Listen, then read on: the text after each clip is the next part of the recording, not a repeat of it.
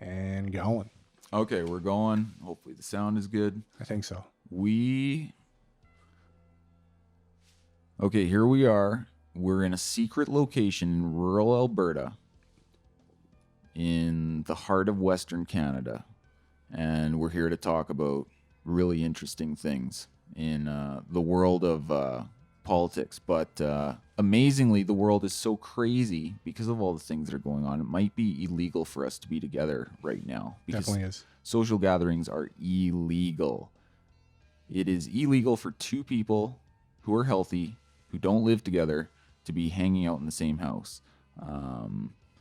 But yeah, that's the upside down world we're in of virus totalitarianism. But we have a lot of interesting things to talk about, don't we? Alberta politics. Yeah. So Kenney killed two of his members. Have they declared whether they're going to be independent, whether they're stepping out of the party or they join in another party? So it was Barnes and I can never remember his name. Okay, so we have some context required, perhaps. But yes, there have been two MLAs booted from the ruling UCP party of the Alberta government. And that was Todd Loewen and Drew Barnes. And that was by popular vote, wasn't it? It was by some kind of vote that was held during an emergency caucus meeting. Apparently, the vote was done over text message or something. And what? Yeah, apparently it was a vote. Like one of Kenney's loyalists took the votes by text message, and some people wanted like a secret ballot or whatever. Well, some kind of record. So somebody, I guess, didn't want secret ballots. So who knows what the ultimate, like who voted for what? Nobody will ever know. But anyway, those two were kicked out. I asked all our friends, and they texted me, and they said they don't like you anymore. You gotta go. This is all very interesting because the Alberta government is extremely unpopular right now. The leader, Premier Kenney, is the least popular premier in the country. Basically, his enemies hate him. Is he behind Legault? Is he actually behind Legault? He's the worst. He's the lowest. So somebody who told people they can't leave their house after 8 p.m. is more popular than him? Yes, and the reason is because some people will cheer for their team no matter how bad it is, but Alberta is unique. They will dump your ass. They will turn against their own party in a second if you sell them out. And I think that's the secret to Kenney's disastrous situation. He is extremely unpopular with his own party. So that's not good. And of course, the broad context behind the two MLAs being kicked out of the party, which is a pretty interesting situation. It's kind of a big deal. First, there's Drew Barnes. He was kicked out. He's been kind of picking at Kenney, saying he's not doing enough unfair deal stuff, saying his lockdown policies are unjustified or problematic. And then there's Todd Loewen. Todd Loewen was one of the MLAs who signed the letter of 16 or 17 mostly rural MLAs saying the lockdowns were terrible, the policies were bad, they didn't make much sense. So that's basically a quarter of Kenney's party dunking on his policies. You've got all 10 plus or minus, I think, constituency associations that have called for his immediate leadership review or resignation because they hate him so much. And basically, he's pandering to leftist, urban, neurotic lockdown fanatics who are terrified of the virus, or at least pretending they are because they know it's so politically bad for their enemies. Kenney keeps locking down harder and harder and harder, supposedly to please the left where this criticism is coming from, and the right hates it, which is supposed to be his team. So... New base. New base, yeah, maybe he needs a new base. But anyway, people haven't been happy about it. So Kenney booted out Todd Lowen, who basically, again, was one of the MLAs on the letter. He wrote a letter a little while back calling for Kenney's immediate resignation. And he was the chairman of the caucus, so he's kind of like semi-important to think somebody has to put him in that position. So that doesn't look good. The chairman of your caucus says the leader has to resign.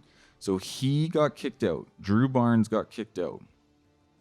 That's 2 people kicked out. It's very, very interesting. And of course, there's been a very interesting development lately with the basically complete desperate grab for popularity with Kenney's reopening plan that's just been released. So it's all very, very interesting. And I know that was a long preamble. I need to shut up. What do you think? Well, you mentioned Notley's walking into a wall on that.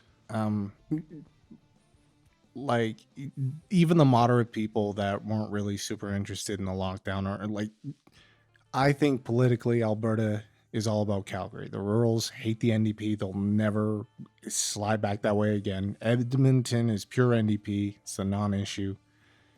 Unions. And Calgary's kind of like the swing. So Yeah. Notley saying this reopening plan's too aggressive. It's clearly all about the Stampede. Definitely, it's not a good look. So yeah, people have been watching the US open up. They've seen these new plans from different Canadian provincial governments, reopening plans supposedly that are just horrible. So Premier Kenney, I think, makes this move where he unleashes it's got some issues, but in comparison, it's the fastest reopening plan. So that's kind of nice, relatively speaking, for someone who doesn't like the lockdowns and wants them to end. It's not so nice for the lockdown fanatics who love the lockdowns, whether it's for political reasons or just because they're hysterical. Notley, of course, is a lockdown fanatic. So, of course, when this safe but fast plan, or, the fastest in Canada, when this plan comes out, Notley, of course, gets up and says, well, this is too fast. This is not safe. Yes, we don't like the lockdowns, but somebody might get sick. The Herald has people are done with it. The Herald has turned on Hinshaw. What happened? So I was trying to find that infographic for the stages for the reopening. And one of the articles is specifically, so for Hinshaw, she goes, this plan will work. Hinshaw says medical experts support reopening strategy. So there's always been a mystery as to whether she's the dog or the tail. And it seems like sometimes Kenney comes out and he goes like, this is how it is. Of course, it's a bit of a meme that he shows up 20 minutes late because he's finishing a fucking burger or something. And he was always like, well, we don't know whether Hinshaw's instructing or whether Kenney's instructing or whether it's some kind of... We just don't know who's really in charge here. Like, nobody believes Chandros is doing shit. No, I think... Right? But, who's... so, who is saying... It's probably Kenney that came up with this plan, but I find it interesting that Hinshaw wouldn't immediately kind of... She does seem like a good soldier. I will say that.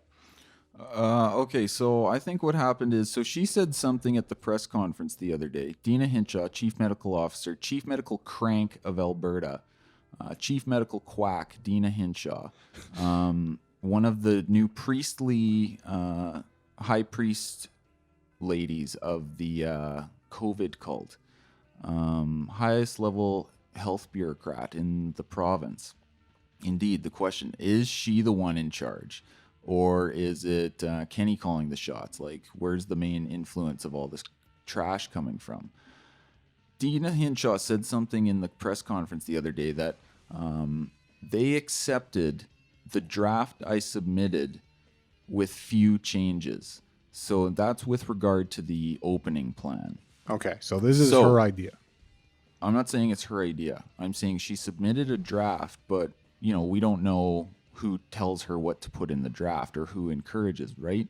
I think what is very likely is they've basically been able to come up with any cheap justification for whatever they've done all along. So they're just basically going in the other direction now. Now, I don't know. I think it's kind of like a interrelated thing, but ultimately the bureaucracy here is, I think they're basically being told, sorry, this has got to happen. So they need Dina Hinshaw to kind of play along. And I think... But what about the second doses? I find this the most interesting. They don't care about the second doses like no one cares anymore. They've been, but here in Alberta, apparently, but they're still using it as a metric in the States. They're using it as a metric in other provinces. They're using it as a metric federally. We're at third world levels, on par with most African countries. And all the opening plans are basically related to hospitalization numbers and vaccination rates for the single dose. So whatever, as long as... You can't say that because all the Canadian press was all over themselves about the rate of vaccination. Oh, we're doing so good. Check out how great we are after having to beg, borrow, and steal fucking doses. After everybody else gets vaccinated, then it's Canada's turn. Look at how good we're doing.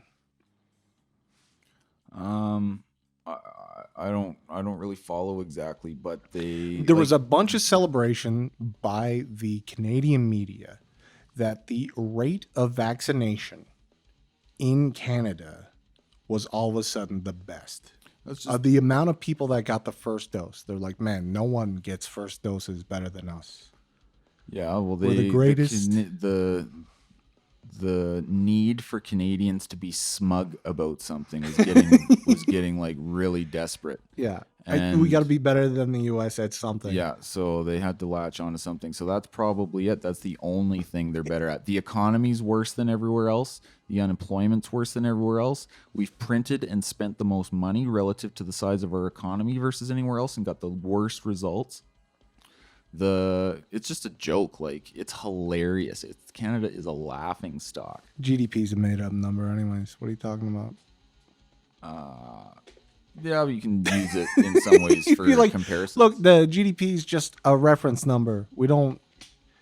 It's not tied to hundreds of thousands of equations every day. It's not really an interesting debate perhaps for the moment, but it's not completely useless. You just have to understand its limitations. Are you staying on top of the M0 and M1 numbers for the currency?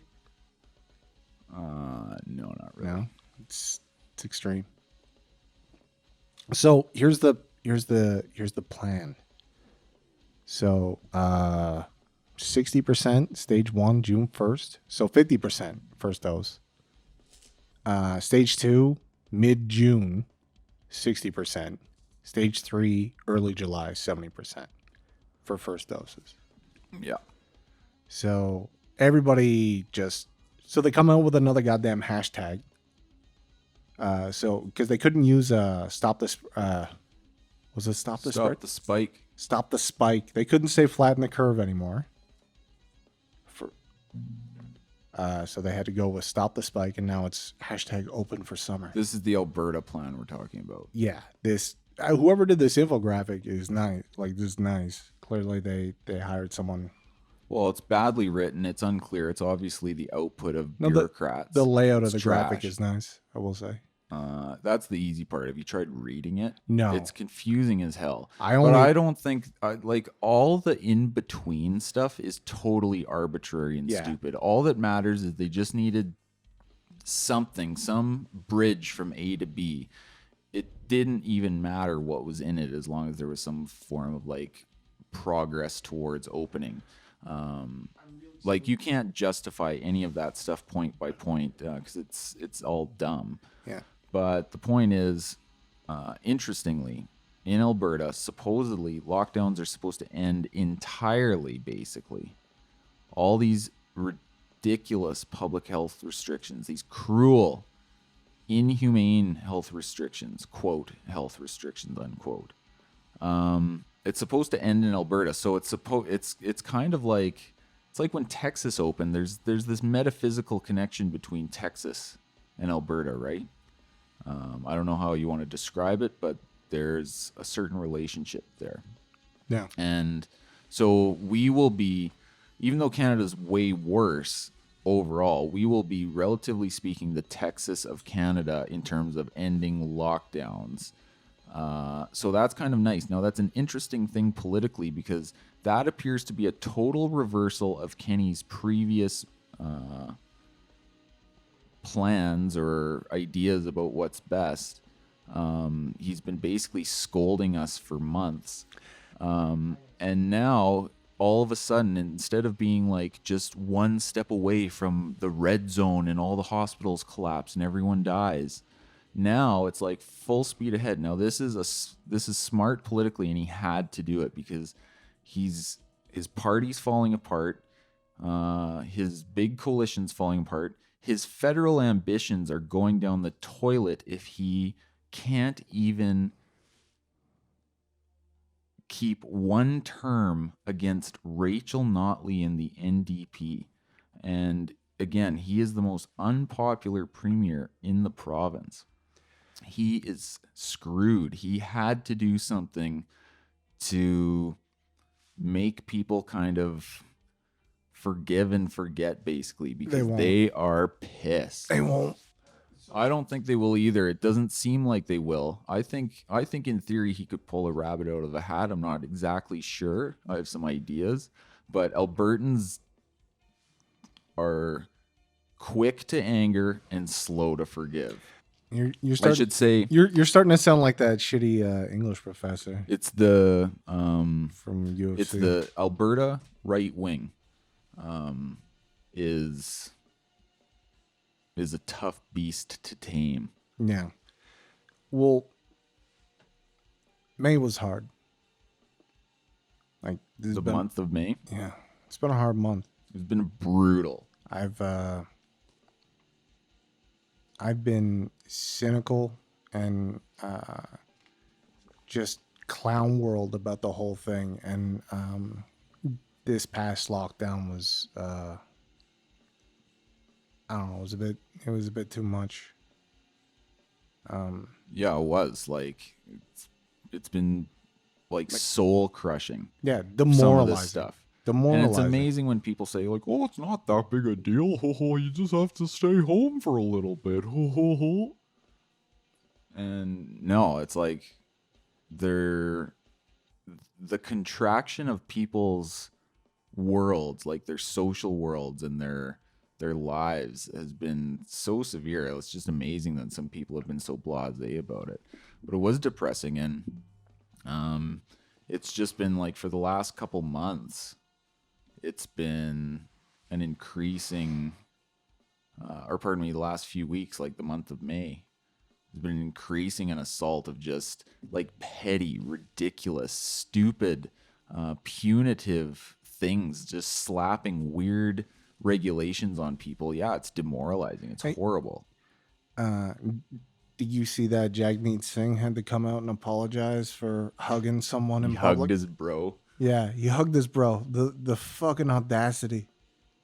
It's insane. People are going to come back and listen to shit like this and read these stories, and they'd be like, "Oh, a politician had to apologize because he hugged a dude because it was his bro, but there was like a virus."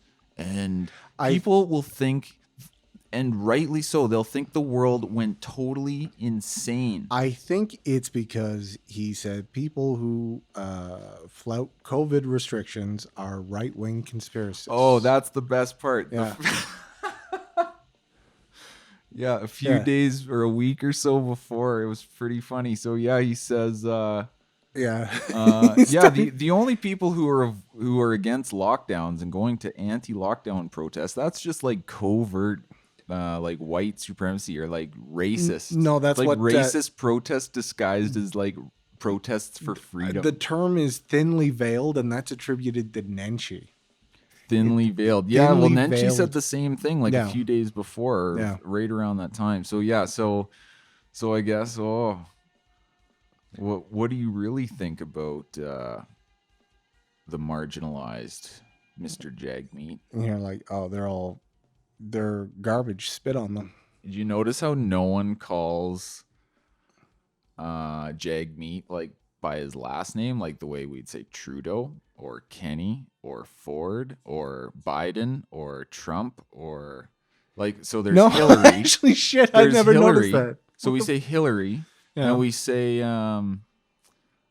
Jagmeet. Like, so As two what syllables. is it with some politicians where you only use their first name? Like, why don't we call Prime Minister Triple Blackface Justin? Some people call him Justin because it's Cuxton Trudeau. it's Cuxton Trudeau. That's the sickest story ever.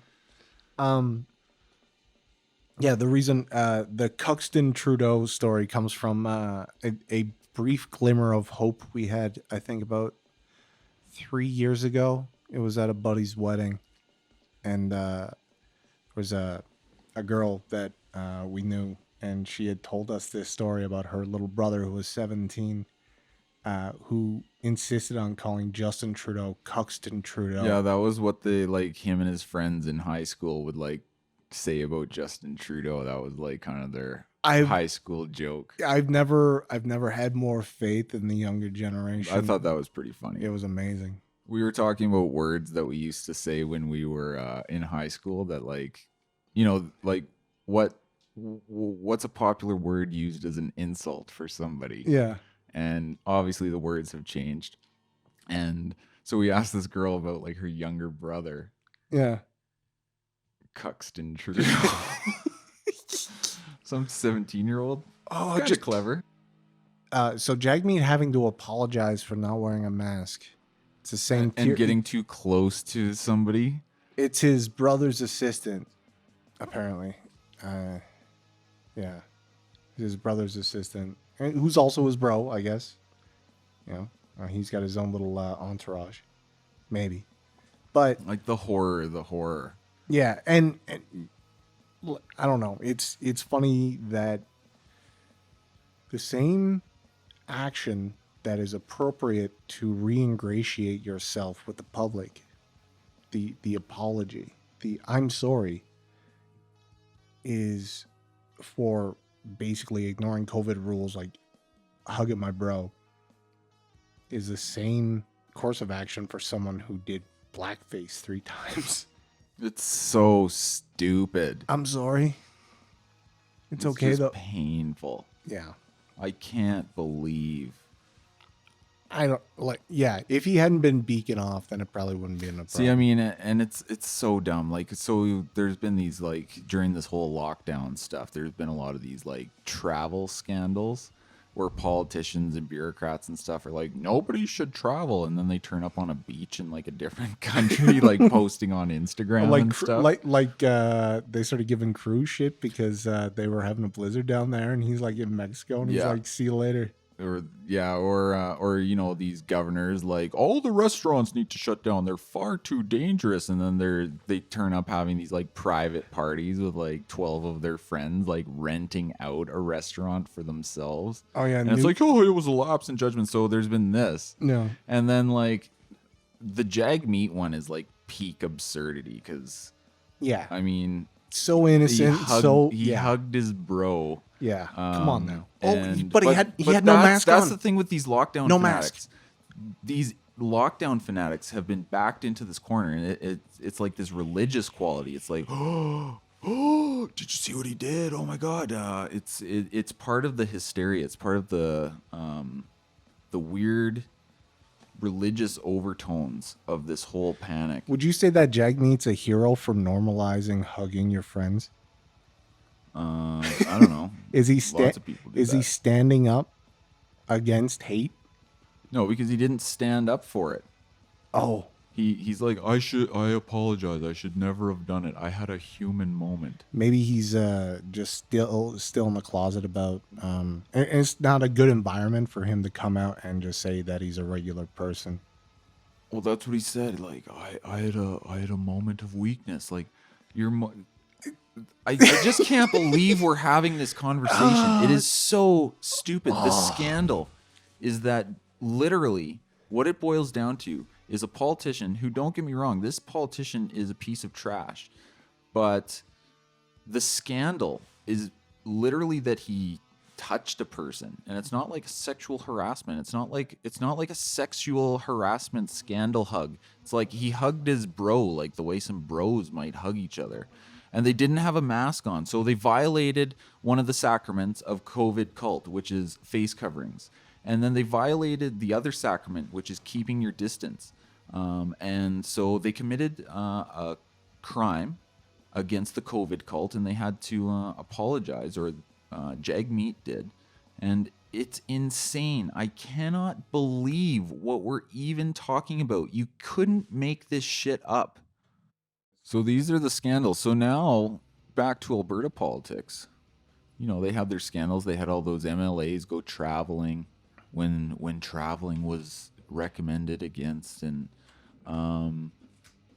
do people want to live that way? Like, don't these lockdown fanatics like want a way out just as much as anyone else does? Or are they that dedicated to this as an expression of their political identity? I guess I'm not even talking about Alberta anymore. I think but just broadly speaking, like, not applicable. what is going on with these people? And the issue is the perceived hypocrisy. But why? Like, how do you get out of it? So obviously, they don't care. They don't want to get out of it. To me, it's like when you've trapped yourself in this web of lies so thick, it's harder and harder and harder to get out. You know, to cover up for one lie, you have to pile another one on top of it, and so on and so forth, instead of just coming clean. And I feel like it's like that with this. They've committed themselves to the lie, and they're so deep in it. How do they get out?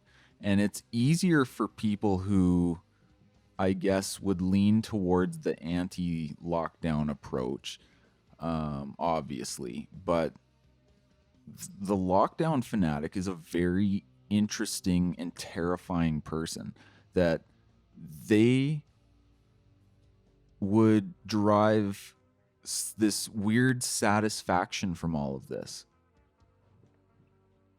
And it's amazing that anyone, like I said, would want to live like that. Oh, virtue's a hell of a drug, dude. I wear the mask for you. Yeah, that's what it is. People love to be like, it's like the worst moral grandstanding I've ever seen. Well, and it's over. Like, you show how much you care about people by hiding your face from them. You show how much you care for people by staying away from them. It's literally like, it's like literally the religion of the Antichrist. And I don't say that like, I mean, it's like the most inverted idea of goodness that I can think of. It is so perverse and insane. It's like saying, it's so baffling to me. I can't wrap my head around it. Jesus hung out with the lepers, but it was from across the street. He just kind of thought about them, and he said, look, I'm hanging out with lepers, but like they're in. I can see them. I keep 6 feet away from them, and I scold them, but you know, I'm still hanging out with lepers. No, he'd like touch them and stuff. Oh, he would? Yeah, I think so. Wasn't he worried about getting leprosy? I don't think that might not have been a concern. But what do you think about this religious thing? So like this religious fanatical mentality, and it's not just, it's the most extreme with the virus hysteria, but it's not the only place we see it. We also see it with the like apocalyptic climate change stuff. And we see it with this social justice stuff too. What do you think? What are your thoughts on kind of this religious aspect to these things?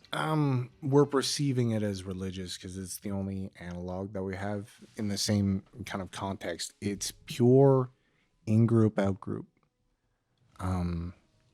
It's not fashionable to hate the Krauts. Oh, hang on. So that's hilarious. In group, out group. Pardon the interruption, but I don't know if you've seen this, but you'll like this. So online, there was these like kind of lefty liberals talking about how there was no mask requirements in their state anymore, but they were afraid to not wear the mask because they thought other people might think they were Trump supporters. Yeah.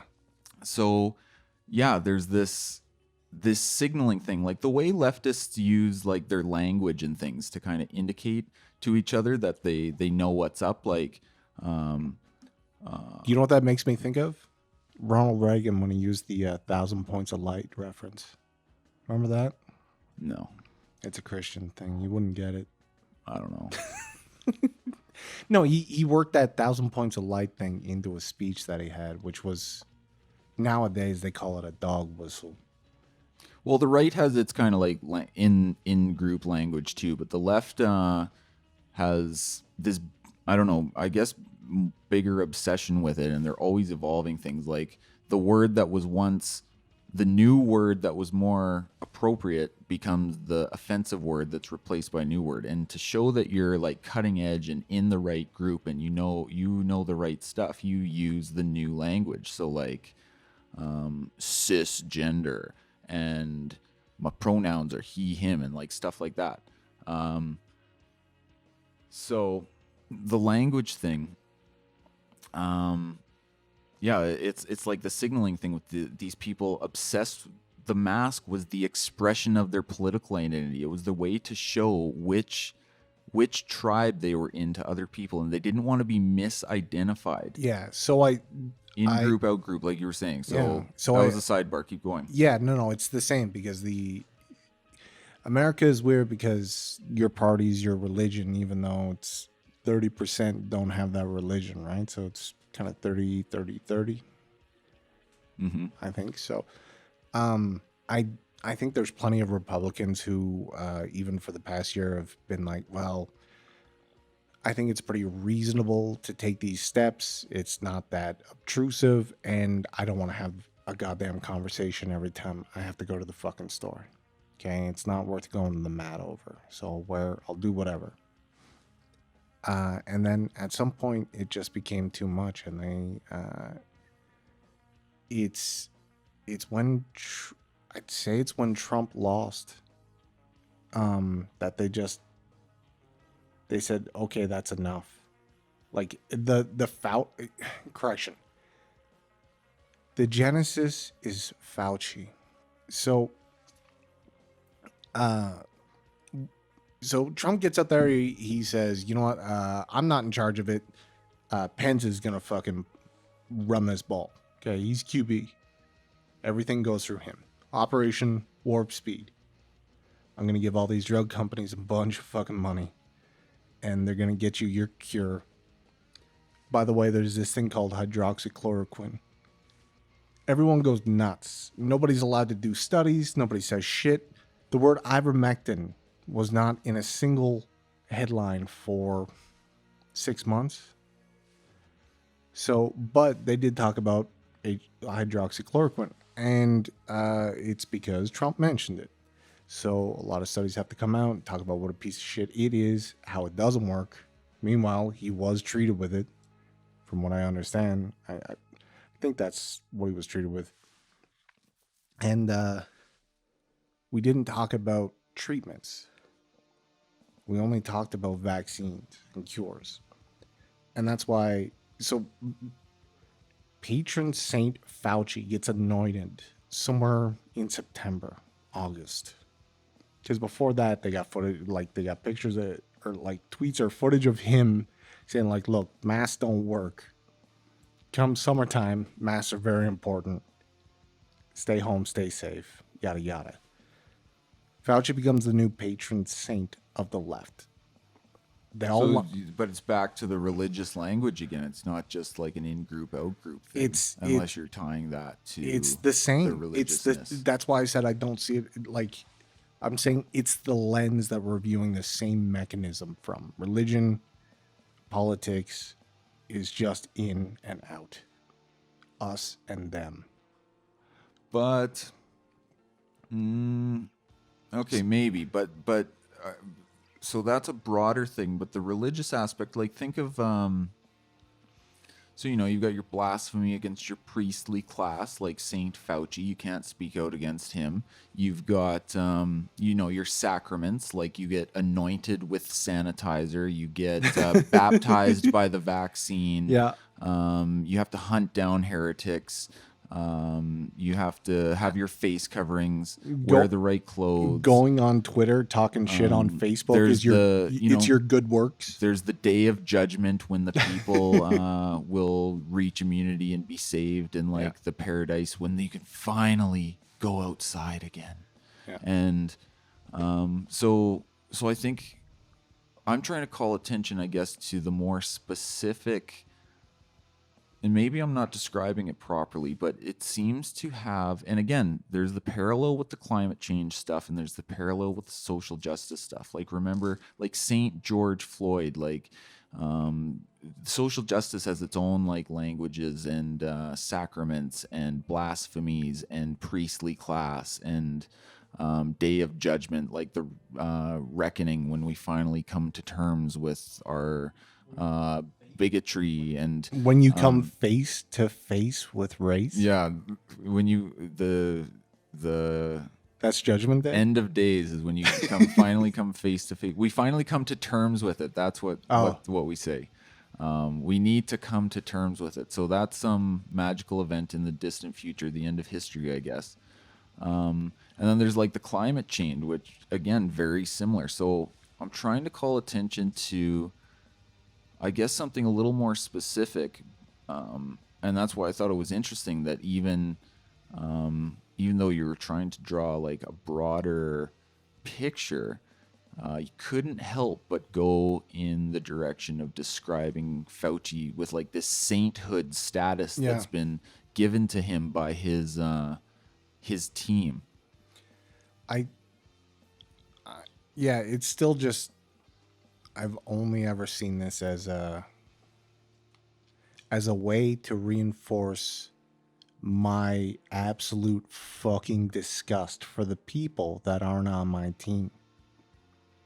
That's all I've ever seen this as. No kidding, because I don't think I've ever been more disgusted with people than I am with lockdown fanatics, and vice versa. Yeah. The people who love lockdowns, they hate. Well, think Jagmeet's calling them racists. He's saying it's thinly veiled white supremacists.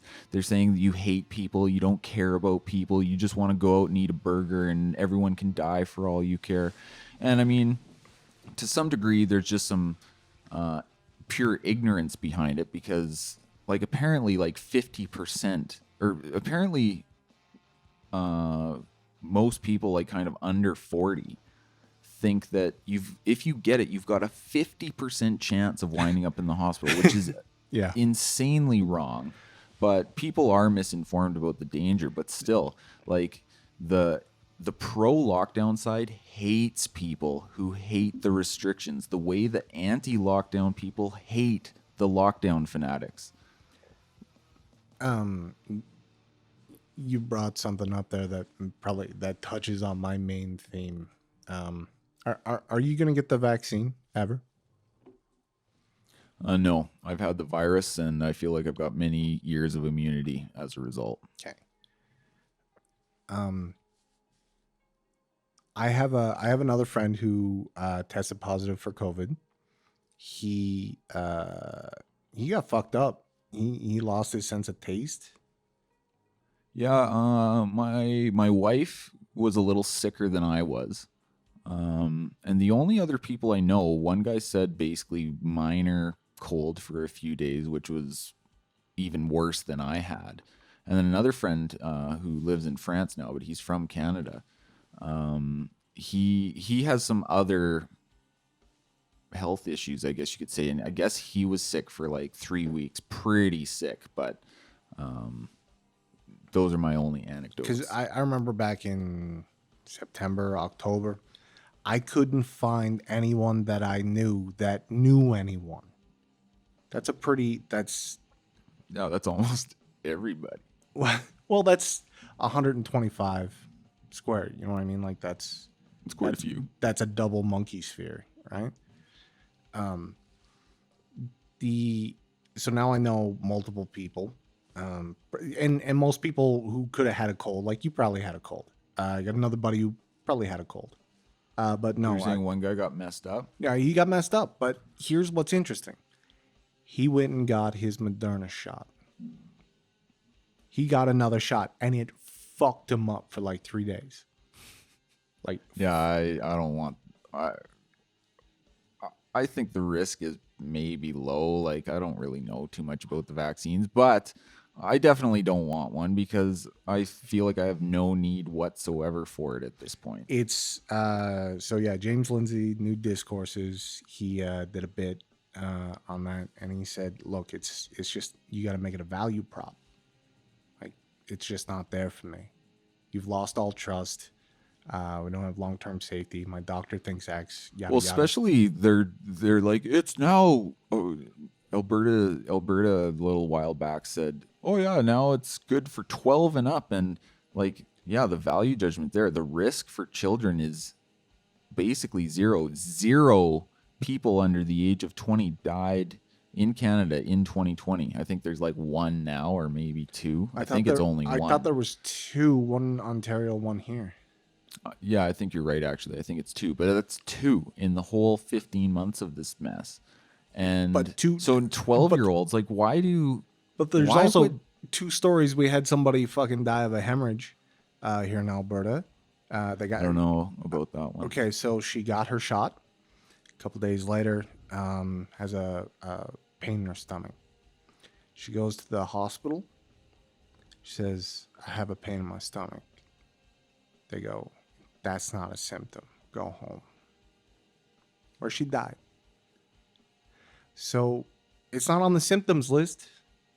And so yeah, it was a blood clot or something else. So they're like, oh, it's extremely rare. And it's like, okay, if you know it's a thing, then why wasn't she admitted? So that bugs me. Public healthcare, man, at its best. Some guy in BC had 7 feet of his fucking intestines removed because of blood clots. He was lucky. He made it. And they attribute that to the vaccine. So so all the vaccines have some risks, probably pretty low overall. For these ones, I think the jury's out in some ways. We don't know. But if you're like, your risk of having a serious issue related to this virus is so low. So it doesn't seem worth it to me unless you're, I don't know, really. So let's get into the real value prop. So you have you have the cudgel, which is we'll let you see your friends again if you get vaccinated. Yeah, that's coercive. You have the carrot that in California, if you get the vaccine, you're entered into a lottery. Well, for $1 million. Just to be clear, there's this broad Canadian messaging that's happening right now that, like, you want your freedoms back, get the vaccine. I didn't see as much of that in the States. Maybe they've had it, or maybe that's just kind of the new trend now. But state by state, like you were saying, that's the thing. And you said that's, I don't know. Yeah, no one in Canada is offering me $1 million to get this. Oh yeah. So here it's like, it's interesting. We don't have a mandatory vaccine law, but we'll turn the entire province, your cities, your communities into open air prisons, basically. Maybe not even that, because in some places you're not even allowed to leave. But the blocked off road in Halifax. Like curfews. Scotia? Yeah, curfews. Just insane. Canada's been like some of the worst in the world on some of this stuff. But Yeah. So what you're saying about the So on a you can have your freedom back if you get vaccinated.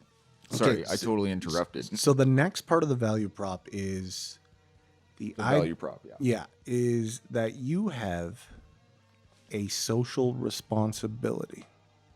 Just like you owed it to the rest of us to wear a mask, you owe it to the rest of us and the 9 to 13% of people who either choose not to or cannot take a vaccine. You owe it to them That's interesting to get because vaccinated. I don't even. I might be wrong about this, but I think even that has kind of changed. Like the social responsibility part. Like if you think about Alberta, I was thinking initially of Saskatchewan, where the premier is like pretty direct appeal, and it's kind of like you want your freedoms back, you get the vaccine. In Alberta, I'm pretty sure it's been similar, but just a few weeks ago, it was the social responsibility thing. Hogan called everybody you under take care 20. of people, like do the right thing. Rodeos are about friendship and loving one another, and You're putting us all at risk. yeah, you're putting us all at risk. Your actions are foolish and self-centered. All the sacrifices your neighbors are making, Yeah. and you're throwing it all away. So it Yes. has become a more direct appeal to self-interest in a way, even though it's kind of obviously tied into everything. But So- anyway, back to your value proposition. I keep interrupting. I'm rude. Okay, so like there's the individual kind of value prop, like will it help me? Will it not? And what are the odds? Yada yada. Who's telling me to do it and why? But the why is interesting because these people feel compelled to tell me what I have a responsibility for. I have the Canadian government, elected officials, my peer groups, and just what appears to be the opinion of the random person on the street telling me I have a responsibility to them or to these or to other members of society that I don't interact with. Like I don't know anyone over fucking 70. I just don't.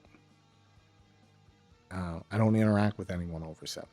You should go help some widows. Yeah. So they're like, oh, but you could give it to someone who's fully vaccinated who can still give it to someone else, which doesn't. It's a dumb argument. We'll avoid that. But what has kind of evolved out of this for me is the utilization or the concept of social responsibility. Just like you had to wear the mask, just like you have to get the vaccine. I don't wear the mask to protect me. I wear the mask to protect you. Yeah.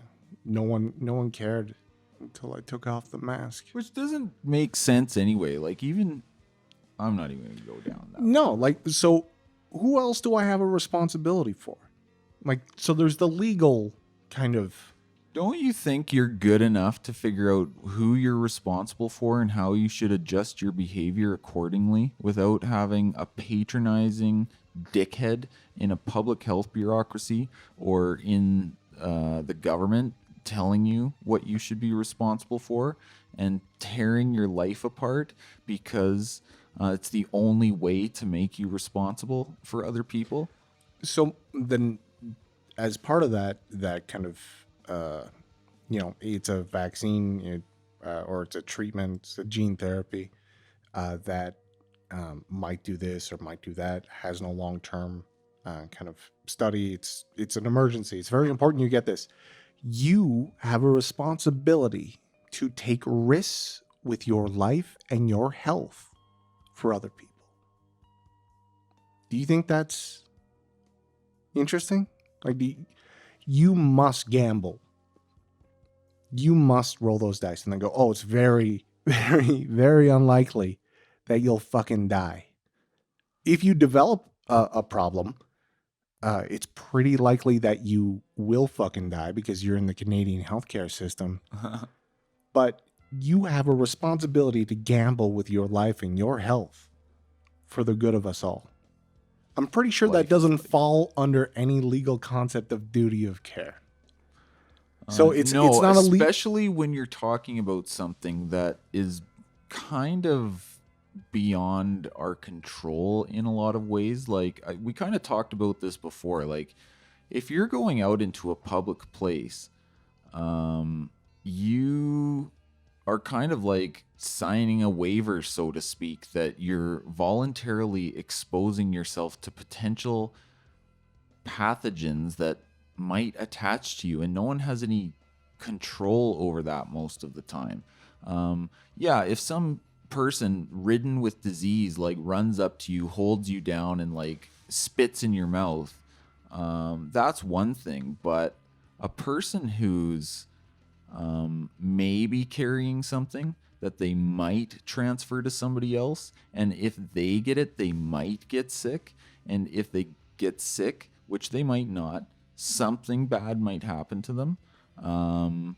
yeah, that's still the aggregate number. I like, but I, it's like it's no one's normal life is kind of like that, and it's weird that underlying what you're talking about, like this coercive issue of telling people what their responsibilities are, especially when it's like kind of sensitive issue of the body and the health like that. Yeah, the next question is like, do I owe that to the people at large? No, but it's a fundamental difference. But it's been kind of going on because public schools have been kind of talking about that. Like, oh, what about these anti-vax parents who send their kids to the public schools? Should we have mandatory vaccines? So in Alberta, the dialogue's been kind of in the background for a long time, depending on the place you're talking about. Based on the last set of numbers that I saw, it was only 9%, 9 to 13%. It's not popular here, but depends where you go. Like, there's a lot of Orthodox kind of communities. I I've seen a lot of like most of the stories I've heard about have been in California. To tell you the truth, I was thinking of New York. But do heterites? Will they get the vax? Probably not. No, I don't know. I shouldn't speak for somebody like that. Yeah, I don't know any. I got no Jacobs or Ezekiels in my fucking contact my list. intuition says, if you kind of correlate the different things, limited though they are about them that we know, I would tend to guess they don't want the vaccines. Okay, so do I owe this risk to people at large, like Canada? Do I owe it to the people of Alberta, or do I owe it to the people of Calgary? Do I owe it to humanity itself? Like, who do I have this duty of care to that they imagine? Well, this is one of the biggest questions of political philosophy and moral philosophy, for that matter. What do we owe other people? I don't know. That's a pretty heavy question for. But I think that's at the core of their argument for someone who is fairly skeptical about the way this is going down. I have no trust in the health authorities. I have no trust in government officials. I have no trust in the media. Good.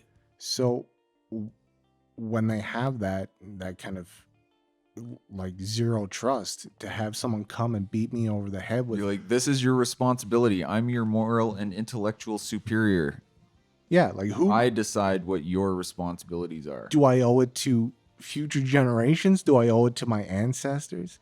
Do I have to go join the military right now? Well, there's really no cutoff point. Once you go beyond private property ethics, I think there's no cutoff point. I think you owe it to me and the people of your community to get on this boat and go kill our enemies. Maybe. They're going to hurt us. Maybe. I think that's an argument I can understand. You know, like, oh, we got to fight them over there. You know what I mean? Like, I would like to know who I owe this risk to. I can't get any answers other than saying they're just go like, oh, well, to people who can't get the vaccine. That's the closest, like, you owe it to these people who can't get the vaccine. You have a duty of care to them. And I don't know if I do. No, you don't. It's a bad moral argument. It's trash. It's the whole moral case behind we can keep you in prison. You're an innocent person. We can basically keep you in prison until you put something in your body because somebody might get hurt or might get sick. There's no moral justification for that at all. So what would it take for you to get the vaccine? The risk profile factoring into the value judgment would have to be substantially different. I would have to have more confidence that the vaccine would not have a negative effect. I would have to have less confidence in my own ability to survive the virus, which means I would have to think the virus is much more dangerous than the current virus we're dealing with. So, if there's like, say down the line, the zombie apocalypse rolls in, I don't want to become a zombie. That's way worse than the risks you have with COVID-19, which I had, which was a very minor cold. And so if the zombie apocalypse, like as depicted in the movies, were to happen, but there's a vaccine, and say there's some minor risk, but it will guarantee I do not become a zombie, that might be the kind of vaccine I'd be into. Okay. Has to change the value proposition, as you say. Yeah. Like there's no reason for like a 13-year-old to get it. That's absurd. The risk is just so low. Like, what's the point? Yeah. To change gears, so I've been putting off getting a hold of my MLA, Rempel. That's your MP? Or my MP, yeah. My MLA is Josephine Pond. My MP is I love Rempel. I voted for Rempel. I didn't vote for Scheer. I hated Scheer, but I had to vote for Rempel. Now I can't. I not that I ever really wanted to have any kind of conversation with her, but you've kind of convinced me that it might be fun for a laugh. No, it's interesting talking to these politicians. I've been doing it like a lot during this lockdown. Look, process. you've inspired me. I'm gonna do it, but I have to explain to her that I can't vote for them.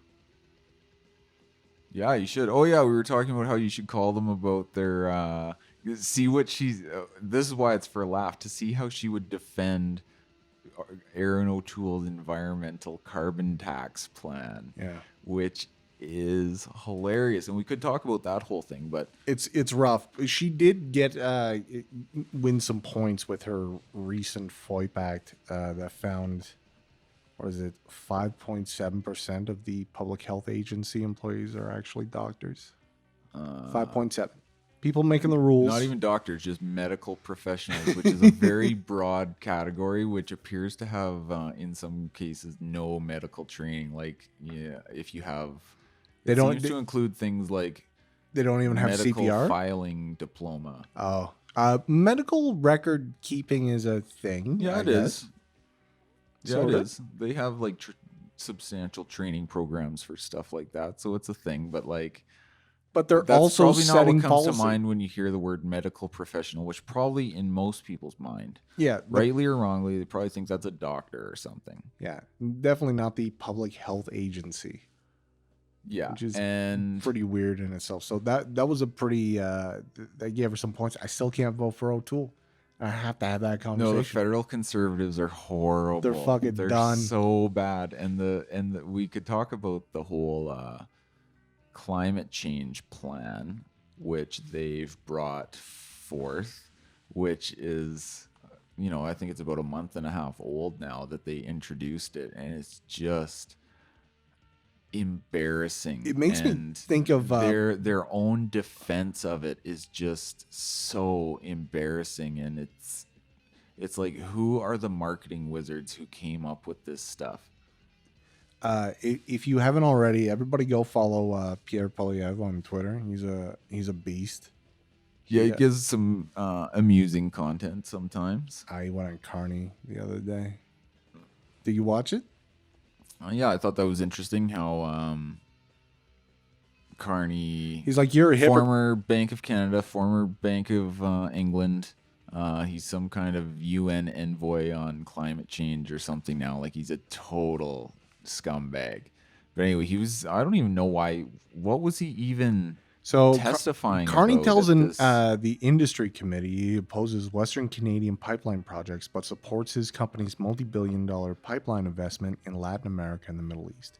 So hang on, though. What was the context for that Q&A thing? Like, what committee was that? Like, why were they talking to him? Industry committee. I don't know. I think they were probably talking about some other shit, and Pierre was just like, whatever, this is stupid. By the way, you're a fucking hypocrite. Yeah, so he says, okay, so you support like canceling pipelines in in Canada, but you invest in pipelines in Qatar where was it? Brazil and just Latin United America, Arab Emirates, I think. So anyway, not Canada is Canada. The point, and arguably some people would say in less. More corrupt places, or I don't know, less environmentally friendly places, worse places to have pipelines is the implication. The key word is less ethical. Less ethical, yes. So the case for ethical oil. So that it seems like an interesting question to ask someone like Mr. Carney. It's awesome because he's just like, no, it's not. He's like, you're a fucking hypocrite. Like, don't you see a problem with that? And he's like, no, it's totally different. It's totally different. It's different. We need to have a balanced approach, and Canada's fossil fuels have a place in the transition. And Polyev is such a fucking pitbull, dude. I love him.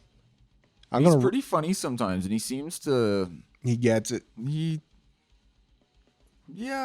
kind of okay. Like, he delivers the goods. Like, we got nothing in the federal conservatives to deliver us the goods for. Rempel and Polyev. And this is supposed to be the opposition. Like, it should... I don't get it. It should be so easy to just be tearing Trudeau apart right now. But the federal conservatives are so bad. And again, that climate change plan, which I was saying, oh, yeah, you should try and get your MP to see how she tries to defend it. It would be very awkward. I will report back because I'm gonna do it. I'm gonna do it. I think she's great, but I just can't do it. See, I talked to my guy, so your MP is Tom guy. Tom, I don't know how to pronounce his last name. It's Polish, Kimmich or something. Yeah.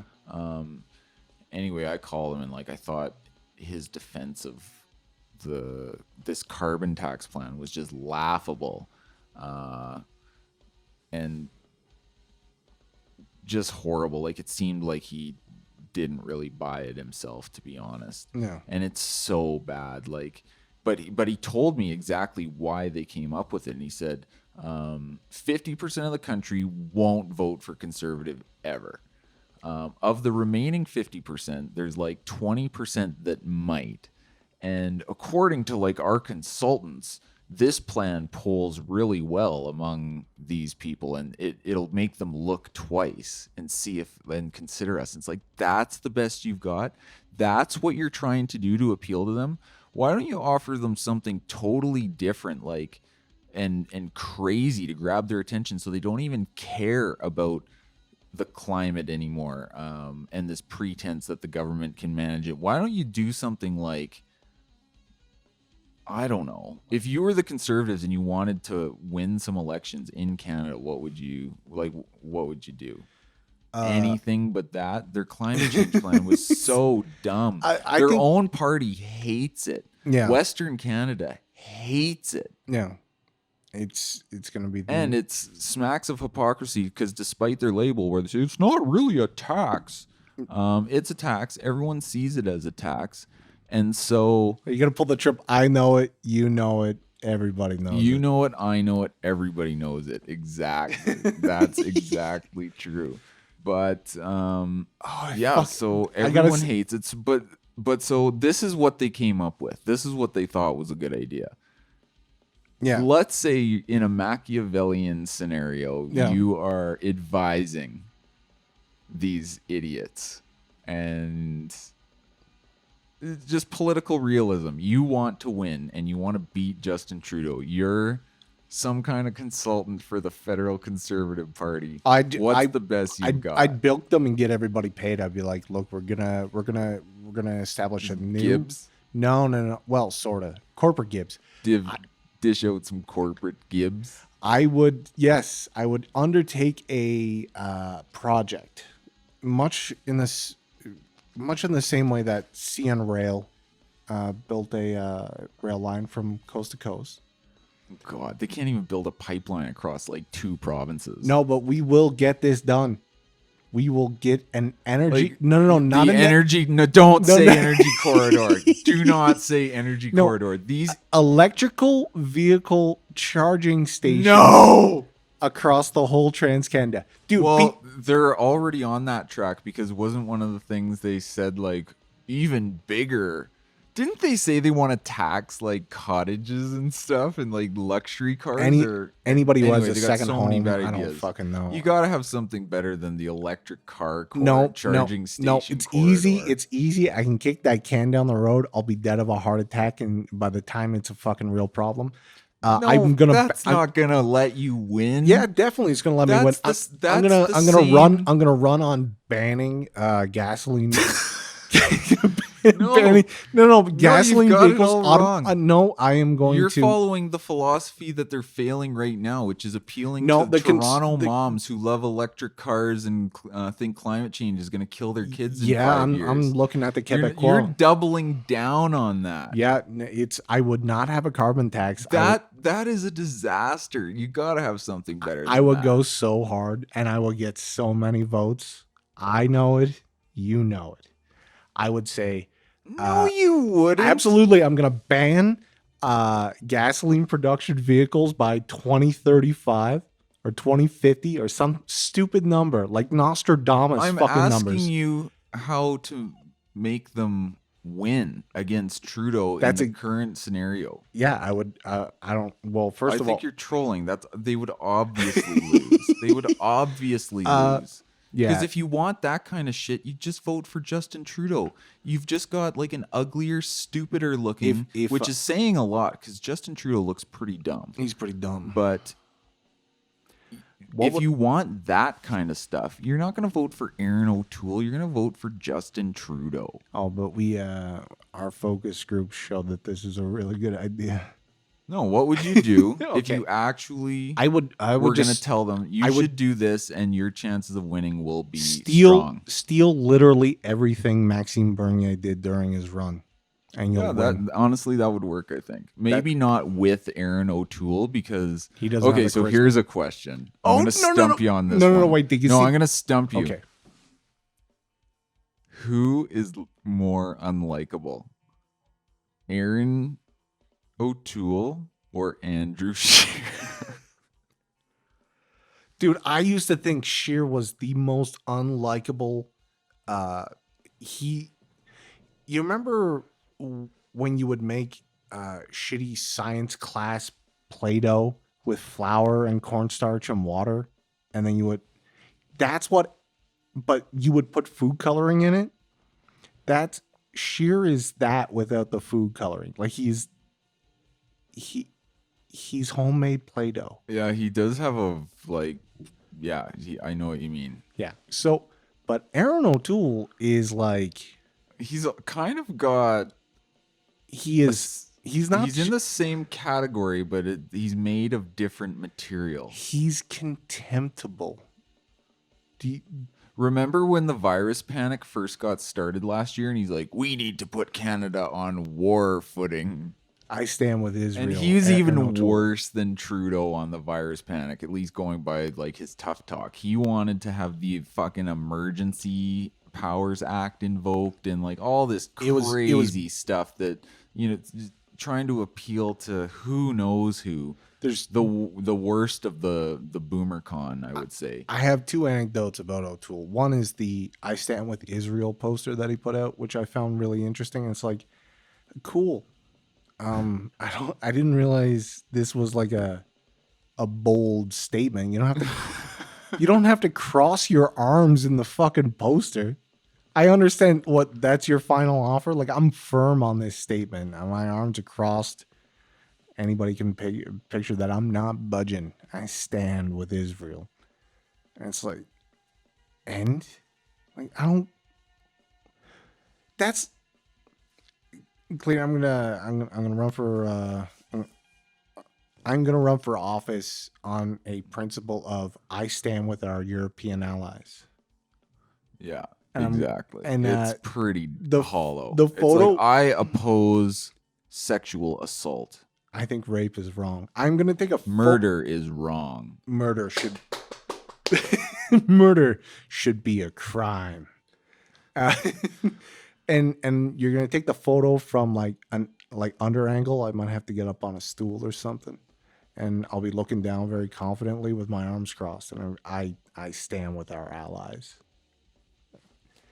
And the other thing that I think about Aaron O'Toole, somebody put a infographic or like just these side by sides, and was Bernier running a 10K or Oh yeah, a 20K or something for like charity, like a Chad, and the other side was Aaron O'Toole in heels doing the walk a mile. Walk a mile. Oh god, walk a mile in her shoes. Yeah, pretty bad. They were pink. Pretty bad. They were pink. I'm not gonna lie, guy's got calf definition. He's got interesting observation. No, it's true of all fat guys. They got good calves. No, I didn't know that. No, well, he's definitely he's bloated.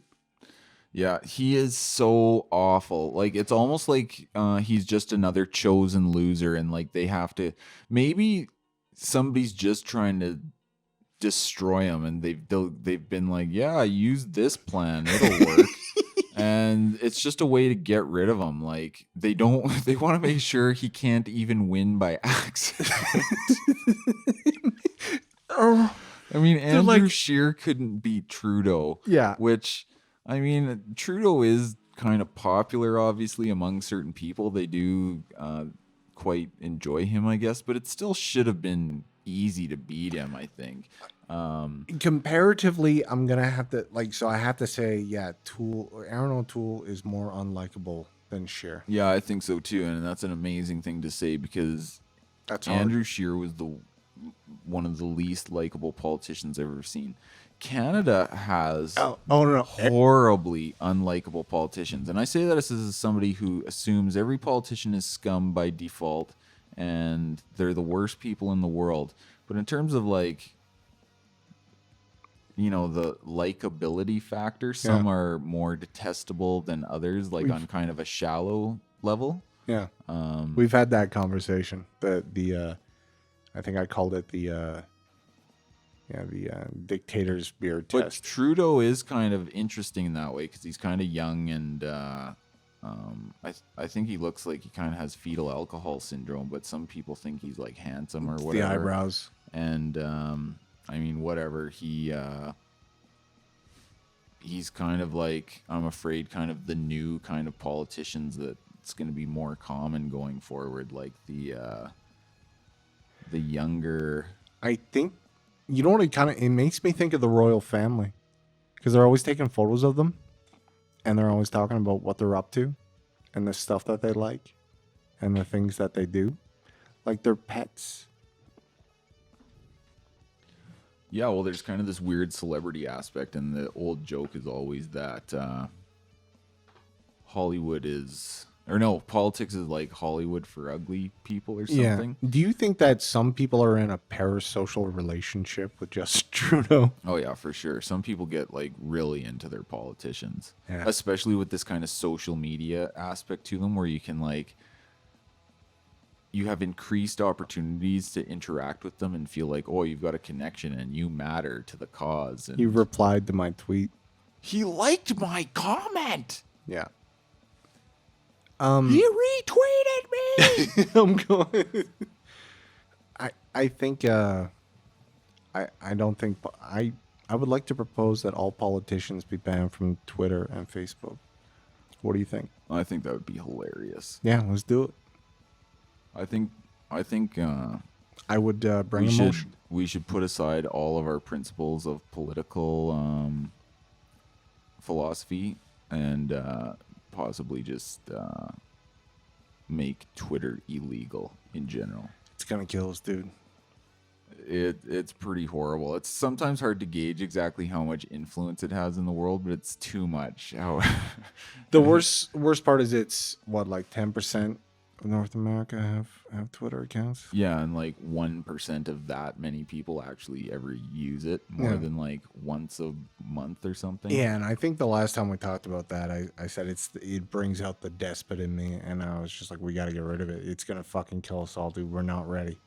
And I just want to get rid of it for politicians. There has to come a point where people like stop looking to it as some kind of representation of what people think, because it's horrible people on there for the most part. Yeah.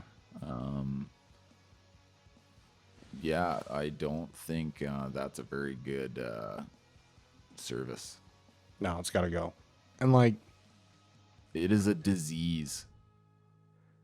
Do you think the internet is too dangerous for mankind to handle? No, not at all. I think it's too dangerous for normies to handle. I thought it was funny when there was kind of this weird point where like grandmas and grandpas and stuff like started getting on Facebook somehow. Yeah. And you'd go into like these news stories or whatever and look at these comments, and people I mean, people are saying horrible things to each other, and then you like click on the person to see their profile, and it's like these like 70-year-olds and stuff. CBC articles are the Reddit for people over 50. They talk mad shit in those comment sections. They say horrible things to each other. Yeah, I love it. Anybody over 50 or 60 that can shit talk in a fucking public forum, I'm all about it. But I find those. I think that news article comment sections are the true lifeblood of internet, like garbage. It's my favorite thing to read. Like, fuck comment everything. Sections can be like quite good, and it's interesting getting like, I don't know, getting that slice of humanity. Yeah, and like a glimpse into their thoughts. And remember, and sometimes the arguments, like watching two idiots argue with each other, is a surreal experience. You should post on Facebook. Yeah, I'm a bit of a troll. Yeah. And so, do people come in and defend someone you're shitting on? Usually what I do, as far as like a news story or like a politician post or something, I'll just put kind of like a brief spicy comment in, and then just laugh as people kind of reply, and then you kind of let them take over. So yeah, some people do come in to defend. Like say I make a comment on a Justin Trudeau post. Yeah. Do you just say triple blackface? I'll either make a prime minister. I'll either post make a photo of him in blackface. Oh no! On Justin Trudeau's, you can't post pictures. Some politicians haven't turned that off though, so it just depends. Same thing with some like news sites; they haven't turned off pictures for their comments either. Like CBC Calgary hasn't figured it out. So I always, for Justin Trudeau trolling comments, I always either make a Prime Minister triple blackface comment, but the more common one is just to say, this message is approved by We Charity, SNC Lavalin, and then I'll throw in a third one, which is either Aga Khan, Chinese billionaires, General Vance, or just throw something in there for the third one. But the first two are always We Charity and SNC Lavalin. So this message is approved by We Charity, SNC Lavalin, and the Aga Khan. And then I just laugh at the responses, because basically like 60-year-olds start arguing underneath it. He got his hand slapped by an Asian woman in public. Who, Justin Trudeau? Yeah, because Is he getting handsy again? Like with that reporter no, she may who have understood things differently? she experienced it differently. She experienced it differently. Yeah. So, he somebody was like, "Hey, what's the deal with the fact that we had a high level biohazard lab in Saskatchewan, and the reports of two of the lead scientists trying to leave Canada with fucking it samples." was in Manitoba. Manitoba, yeah, okay. Yeah, I don't know much about it, but maybe it'll be a fun scandal. Me neither. Anyway, so they bring that up, and he basically just says like, "Oh, we're doing." They're like, "Oh yeah, your security experts said blah blah blah blah blah," and he's like, "We're working with our security experts." And the guy was like, "No, you're not. They're the ones that called for this review."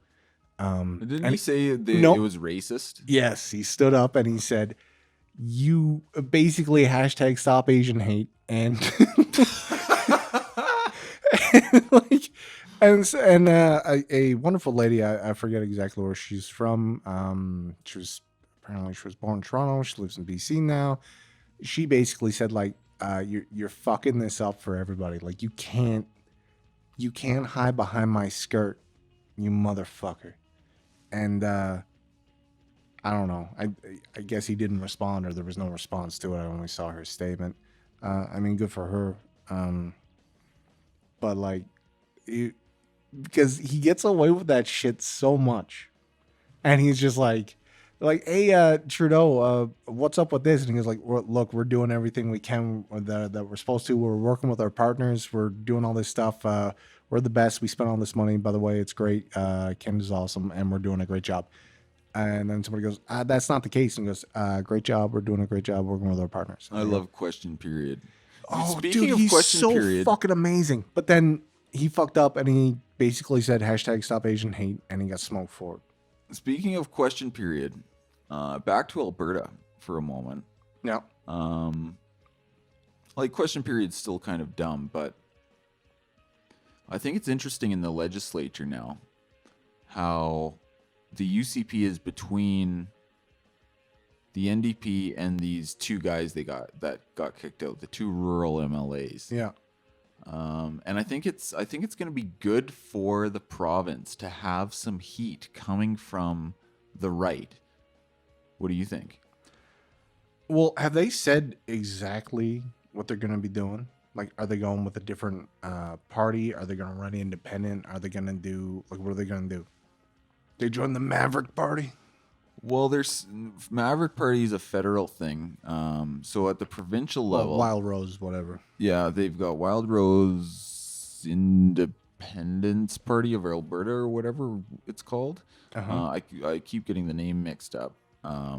But so there's that. I have a feeling there's a good chance they could end up going with that. But they could probably also go independent. It seems like they're popular enough to do it. And I think technically, like, you're elected under the UCP banner. So when you're kicked out of the caucus, I forget, I think you're still in the party, but you're not in the caucus. So the distinction is that, like, you don't get to... You can't sit in on our meetings? No, the caucus itself is like the broader group. It's not really the government, if you think about it. Like, the cabinet is the government along with the senior bureaucracy. Uh-huh. But they're all the way out, basically.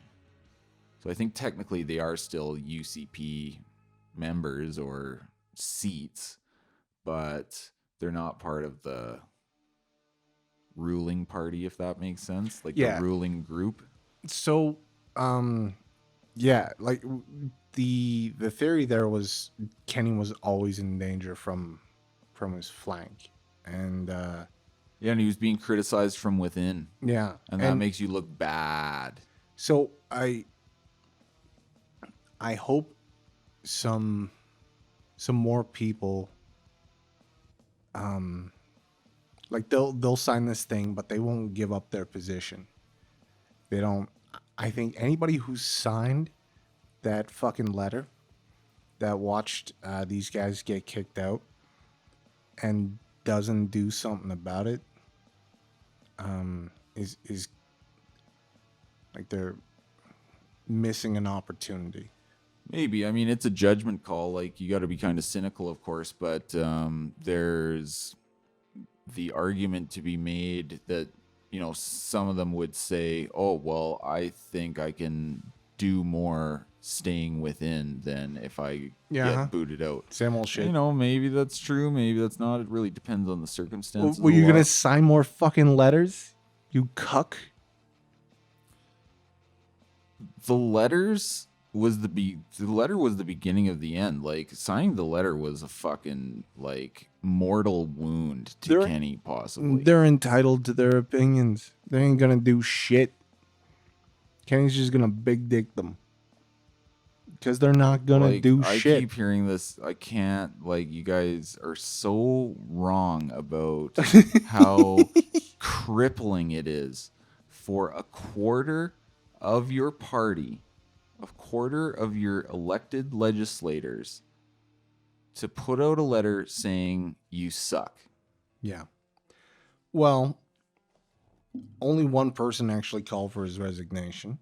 We don't know how many people called for a leadership review that were part of the caucus. We only know that there was a letter going around the UCP membership. No, well, they've got, I think it's 8 or 9 or 10 or something constituency associations who have done it. And they need 18 or 20 or something to actually trigger the earlier one. So they're going to have their leadership review next year, which is kind of like Kenney's trick. I'll give you a leadership review at the worst imaginable moment. Ha ha ha ha, I'm so clever. But no, I mean, I'm super cynical, and I think basically all these people are pretty bad. But realistically, in the context of, just kind of spineless people in general without many principles, that letter was the beginning of the end. And I think it started kind of a chain reaction, which was very favorable in the end, if you judge it by the outcome we've got now, where 2 people got kicked out. It's like when you have a fight with your wife or something, or you have to deal with some problem at work. Sometimes you have to have the blow up, and the end result is kind of better afterwards. And I think Alberta's in better shape having those guys kicked out of the caucus, because now they can bring some heat again from the right side. Whereas UCP campaigned to the right, and they've been governing to the left, and basically it really feels like you've got Jason Kenney pandering to the left and not pandering to his team, so to speak. So now, just like Aaron O'Toole, it's not like his political future is desperately in jeopardy here. Remember, the prevailing theory seems to be he's trying to get himself set up to go for prime minister. And that is not going to happen if he gets booted out of Alberta after one term where he loses to Rachel Notley. Yeah. He'd be done, and I think that kind of puts a lot of things together, where his desperation to be prime minister, he's seeing his political dreams slip through his fingers, and he wants he's trying to salvage it here, but he couldn't keep taking some criticism. He had to kind of do something, I guess, make some power move and be like, I'm Kenney, listen to me. But again, now one of the reasons he hadn't kicked them out for so long, and the reason why he hadn't kicked out some people in previous incidents before, is because he's far more worried about criticism and opposition from the right than he is from the left, because again, that NDP brand is so damaged, and he'd have to screw up so bad to lose it. It's basically handed to him on a silver platter, and he's blowing it right now. So basically, in terms of saving his political future and kind of in coordination with that, improving the Alberta situation, which just realistically, politicians' fortunes are kind of tied to the general feelings in the population that they're presiding over.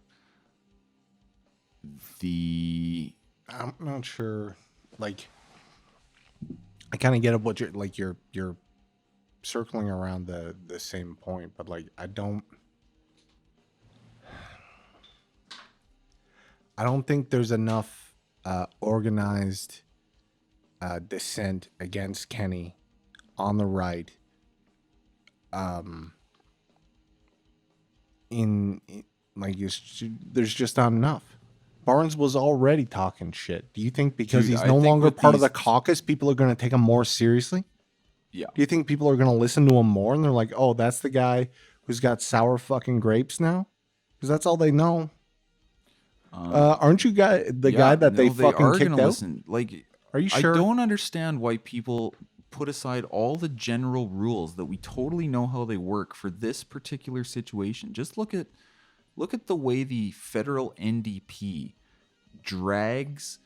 The federal NDP is never going to form the government unless there's a dramatic change, and yet they still wield influence because they drag the more centrist Liberal Party farther left. The same way in Alberta, thinking about it reasonably, a small faction on the right should be able to drag the center party more to the right, because if that's not there, all you've got is the left-wing opposition. So you're going to only be pulled the other way. But these guys are out of the caucus, not out of the party. The party still has the same platform. Do they not? So your point would be valid if they join the Wild Rose. They don't even need to. What they're doing right now puts a huge amount of pressure on it because, again, it's not within the party. It's a danger to their election potential in the future by having people that are already basically booted out. Like, they're not going to run for the UCP again. I see what you're saying. Okay. I'd like to know their intentions. Are they going to run? If they're not going to run for UCP, are they going to run independent? And if they are they going to win? I think there's a good chance that they would win, but it depends. Like, some things can happen, but I think the best thing that could happen, well, not the best thing, but a really favorable thing that could happen would be to have two rural right independents, especially if they had like some two independents or just anything to the right of the UCP, even if it's only a few seats. Yeah, whatever form that's that takes, I think that's very good. And I'm actually, I think this is a good situation, relatively speaking, with these two kicked out. Not because they lose influence, but because it actually increases pressure on the right side for this government. So we get more pressure on some of the fair deal stuff, lockdown stuff, blah, blah, blah. Like, I don't think these guys are all that great on all the issues, but it at least puts it on the table. I think it's good. I think that makes a huge difference in their behavior. And I think we're seeing it now with this major turnaround, this about face where Jason Kenney's been scolding everyone, saying how bad everyone is, how horrible the illegal rodeo was, saying a few more weeks, we're at the red zone, blah, blah, blah. Now it's like a total change of tune, and I don't think any of this stuff is coincidental. I disagree. It's not because of that. It's because this is what abusers do to their victims. No, I come home. Case, there is an aspect. I come home and just beat the shit out of my wife, and then as she's laying there sobbing, a broken woman, I go, "Oops a daisy, sweetheart. Let's get you up and get you a steak to put on that fucking shiner." No, I think you're underestimating the political reality here for someone, again, who obviously wants to be prime minister someday. Obviously. Like, I just don't understand, like, what other interpretation makes more sense. Well, I think never attribute to malice. He's just an idiot. How about that? Well, he's not a total idiot in the sense of, like, Are you sure? political. I'm really not sure. I think he's definitely miscalculated the Do you think the ability of Albertans to cheer for their own team regardless of how terrible it is. Dude, there were comments. Okay, again, A year ago he was not 80%. I'm really positive. disappointed in all these people He's at, decided like, to go 18%. outside and ride around on horses. Yeah, he was very disappointed. I'm very disappointed. And do you think You guys are fucking it up. like, do you think all this Western Standard reporting's been favorable to him? Like, I want a new base. Dude, we specifically targeted the churches. We Yeah. So you think that guy's you think that is a calculated man? Like yeah, I think it was all calculated. I think they made a mistake politically, but I think they thought that's how it had to be. Now, of course, I think when he was on the defensive, like, there was moments in the last few months where he was, like, definitely off his game, and it looked like he was just falling apart and seething. And one moment he's, like, raging, another moment he's like buh, buh, buh, buh, buh, buh, buh, buh. And it was pretty great. So now what's happened with that is I think they see the way public sentiment is clearly different than what they thought they were reading, or And 3 or at weeks least ago? the way. Come on now. Yeah, I thought. Come on now. Yeah, for sure, because Dude. what they were doing is they were taking public sentiment and they were focused on the wrong part, and in doing so, they neglected the part that they needed. So what's happened is they're now pivoting to In the the past other side. This has been in the past 4 days. Well, the MLAs were only kicked out a couple weeks ago. Mm. And So the you- change in messaging is undeniable. Absolutely undeniable. So you have to wonder, well, why has it changed so much? I think it's incredibly naive of us to think that the major damaged coalition within the UCP and the dissidents and the criticism and having, like, people in your own party put themselves at risk and, like, yeah, the leader has to step down. That's I would you can either double down or whatever, and I think they're just making a calculated move that, holy shit, what we've been doing has been a huge mistake. Let's do it this way instead. I don't know. I think your theory would hold up if I might give it more credence if Barnes hadn't caught friendly fire on that one. Because he wasn't the one who wrote the fucking letter.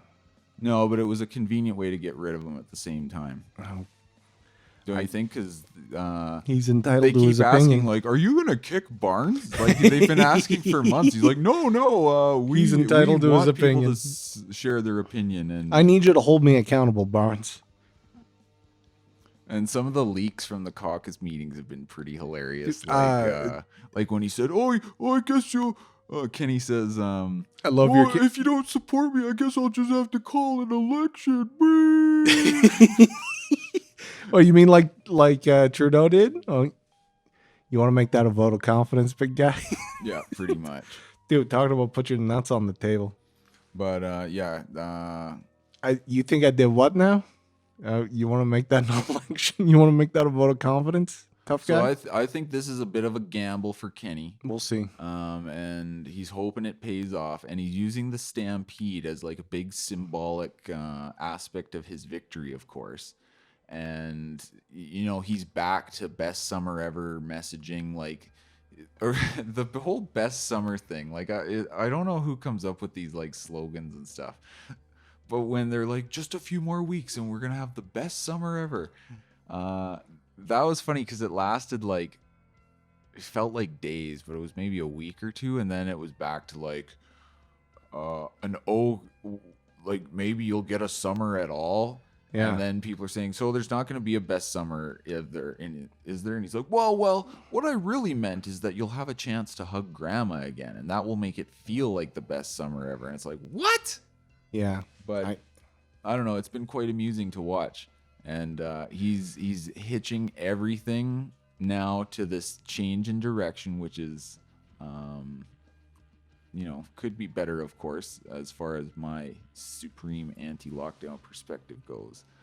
I think the most interesting thing that would happen in the next election would be a few seats picked up in whatever sense, like in the rural. NDP gains some seats, urban mostly. UCP loses some seats, and I think it would be very interesting if you had a sort of situation like what you have in BC right now, where it's like a slim minority UCP, and then you have maybe a few deciding votes on the right-wing side, if those are independents or Wild Rose or whatever. I think that would be kind of interesting. Like, I'm really curious to see what happens, and of course, there's 2 years to go, but it's gonna be interesting. It was me, and I was the Wild Rose. I'd just put Drew Barnes in front of a camera, looking directly into it, and say, "Do you remember last May, the May of 2021? Let's punish Kenney." This message brought to you just by have the to Wild run Rose. a montage of like armies of RCMP fencing up the church, the Polish pastor on his knees on like the busy thoroughfare getting like arrested by the cops, getting pulled out like a fucking like a cat, like a steer. The third pastor like hugging his wife and kids before they cuff him and take him off. Dude, I might just make this commercial. The commercial writes itself. Be like, never. What I've been saying, I make fun of slogans, but I think an important slogan for this virus stuff is like, never forget what they've done. And I will never forget. I love the, there's some propaganda phrases that never forget what they took from you. Yeah, exactly. We've never seen anything like this. They owe us big time. And like, if only restitution were possible. So do you want to give me 2-1 on Notley?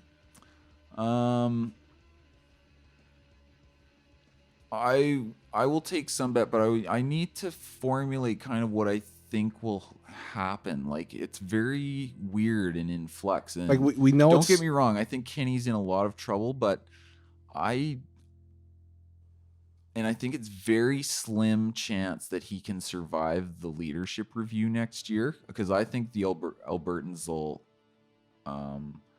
despite his attempt to change course, the damage is so severe. I think there's a very good chance that he fails to get enough of a support in a leadership review, like the Ralph Klein thing, where he basically dropped out because he only got 55%. What did Redford get, like 10% or whatever when she resigned on the spot? Yeah, she I think it was a record low of something like 10 to 18%, something like that. It was pretty low. It might have been in the teens or something. I don't remember. Yeah. But if he got something really bad, he would have to step down. But I think it's remotely possible that if you, and I could be wrong, but I think it's remotely possible that you could pull it together and do another term if you appease the right sufficiently. Okay. Where I think you were wrong before is you're saying he has a better chance to pander more to the left, but that I think is way off base, just because that's what's destroying him now, and it hasn't done him any good yet. Why would it turn around at any point? I don't know, because people will be so happy to glimpse they're like, you get to hug your grandma this summer, and you can do it safely A lot because of people are going to get over it. I made the hard decisions to protect you. A lot of people are going to get over it, and one of the MLAs I talked to said, they're hoping like in the end people are gonna kind of look back and be like, oh yeah, they had to make these tough decisions, and it's unfortunate, but like we're out of it. And like I don't think there'll be that much forgiveness, and I think that. Okay, I think that it's more likely people are going to get more and more mad when they realize the damage that's been done. And the more this lockdown narrative collapses, the way everything is falling apart, from social distancing to sanitizing everything 500 times an hour to, Who do you think? masks to natural immunity, all these things are falling apart. And I think people are going to be more and more pissed. There's going to be less likeliness for forgiveness. Yeah, from the right. From the right, but Yeah. again, Yeah. chances, as bleak as that looks given what's happened so far, that's still a much better chance than pandering to Rachel Notley voters, because like, for example, like I said, I would vote for Kenney if he's like, screw it, we're cutting income tax to 0%. Now that's not going to happen, but some people aren't as, most people aren't as extreme as I am. They're going to have different triggers that are easier to hit. Like it could be as simple as, something stupid that people like, yeah, I can't even think of anything offhand. Like, what do people like nowadays?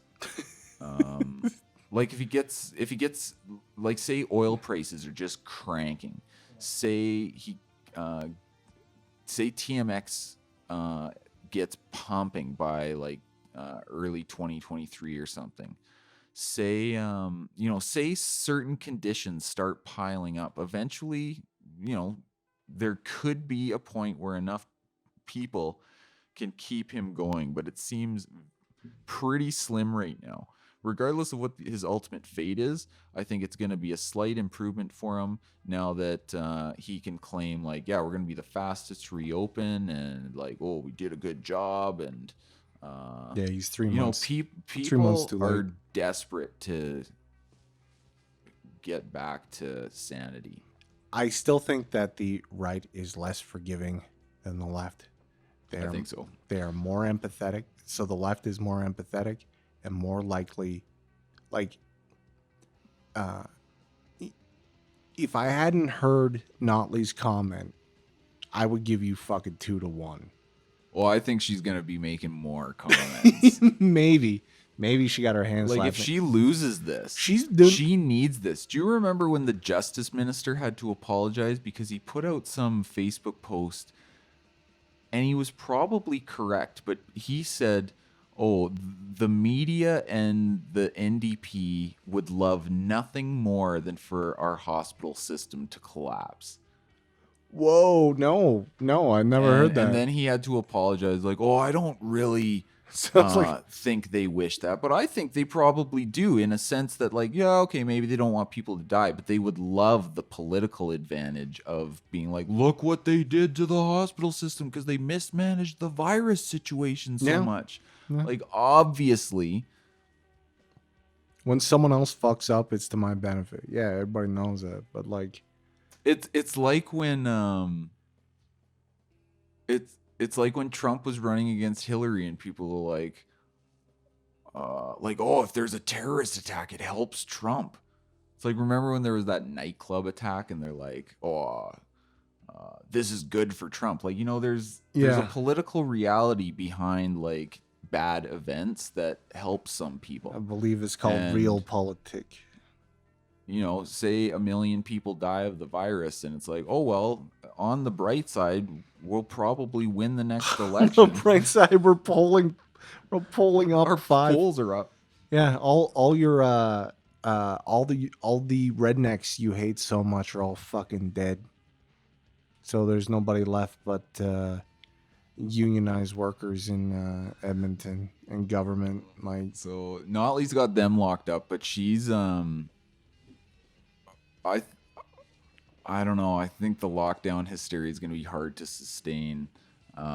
going into the summer when Disagree. I mean, Yeah. the sun, I think the you're- UV index is just gonna kill the virus. It's gonna like the numbers are gonna go down. They're gonna say, "Oh, our lockdowns worked," and then Notley's gonna be like, the cases are going up, or it's not safe. Fourth wave. Even though you've all What got about your the- shots. What about the fourth wave? What about the fourth wave? They're already calling fourth wave. What article did I send you? Fourth wave? I don't know. I've read a bunch of them. It's Ontario. It seems They're plausible. so desperate. They're so desperate. But Oh yeah, no, I saw in Ontario they were warning of a fourth wave if they open too quickly. yeah, Oh no, in Calgary, CBC had an article where they're like, what'd they say? They said doctors are concerned the reopening plan is too fast. yeah. So doctors, I'm gonna give you 2 guesses as to how many doctors they're actually talking about. 4. 2. The article talks to 2 doctors. So a headline like doctors makes it sound like, A coalition. wow, like, is that most doctors? Is that like a certain medical association of some kind? Is that like, I don't know, an open letter signed by 30 doctors or something? No, it's the bare minimum to be the plural of doctors. Okay. 2. 2 doctors. We managed to find 2 idiots who agree. So, depending on how things go, I'm gonna start putting these on podcast platforms. I'm gonna try and see how it goes, because even the production videos that we make, even when we talk about charts or something like that, usually the numbers are kind of reviewed. So what about are you allowed to talk about vaccines? I don't know. I did not advocate for anything. Are you allowed to use the word? Yeah, I think so. Does it trip like a manual review? Okay, so I might cut this section, I might not, but the thing that spurred this on was a little bit of spite, because there's this very famous, well, infamous, like this woman we fucking hate, and she is one of the co-signatories on the COVID-0 proposal sent to Kenney's office. Dear God. She started this podcast, and I try so hard to get through like 5-10 minutes, and Just like a hate listen? oh, it's fucking rough, dude. And what is it on podcast platforms? Yes, and I was like, man, I'm fucking up, because if I'm not at least putting in the effort to reach people and putting the same level of effort into reaching people as I am in what I'm saying or how I'm saying it, or like what I'm producing, then I'm doing a disservice to myself. Yeah, let's do it. So I'm gonna do that, and then so I've already started working on, and then because normally you do all the script writing, and I spend fucking weeks getting footage together and proper takes to actually produce the videos. But so I'm gonna take a crack at doing one called "The Death of the Conservative Party of Alberta," because Jason Kenney is going to lose the next election, and I'd prefer to just get out ahead of this one. So I'm going to make one of those. I'm going to see how that goes. I'm really interested in the guy that you mentioned that might be doing clips, because I think it's a good idea. well, yeah, it's good for somebody who doesn't actually say the things. I'd be like, well, I think what I said over here was pretty fucking prescient. I think I'm a genius. I think this was funny. And they're like, no one thinks that's funny. I was like, well, I laughed. So somebody with Third party. Yeah, somebody with taste. Unbiased observer. Someone with taste. He's a British guy. Oh, he's definitely got taste. All right. Well, sounds like we got good stuff on the way. We'll try. I hopefully we can get through this summer. Oh, it's gonna be epic. We're gonna do more of these, and we are gonna change the world. I would like to. I would like someone to listen to this and get out of the UCP and join literally any other party. Well, I think there's a lot of people who share some of our perspectives, Yeah. and hopefully some people enjoy it someday. And if not, oh well. Yeah, the other thing that's rough about this is we don't because we go too long without doing one. There's just too much shit that happens. Do you know what I mean? Yeah, like this time we had a lot to talk about. Even And then they end up being 2 hours, and somebody's like, I don't have fucking time for that. no, it's life. Yeah. So if we can stick to a steady schedule, it might work. Did you just see that CDC commercial? Mask Up America? No, Oh, beautiful. pretty dreadful. Meanwhile, only 50% of the fucking employees are going to get the shot. They know. All right, peace out. Peace.